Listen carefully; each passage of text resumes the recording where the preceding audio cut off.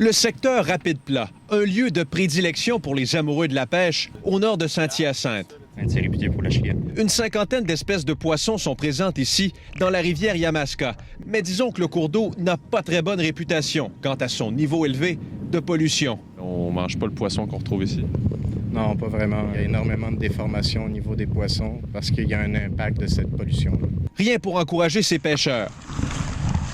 Un déversement d'eau usée survenu ici il y a quelques jours. Des centaines de milliers de litres se sont retrouvés dans la rivière Yamaska. Selon la ville, un bris de tuyau a provoqué l'inondation de la station de pompage ici, la station Giroir. Une situation impossible à prévenir, dit le maire.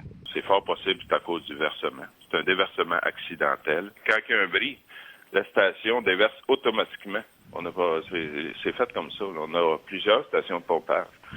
Et je vous dis que, comme élu, même l'administration, on rêve pas de faire un déversement. Là. Dans les jours qui ont suivi, des centaines de poissons morts ont été retrouvés sur des berges. Moi, j'ai de la misère à croire ça des fois. Parce que 2 fois en 3 ans, 1 fois ou 10 ans peut-être, mais 2 fois en 3 ans, ça commence à faire peur. Les citoyens de Saint-Hyacinthe ont l'impression que l'histoire se répète.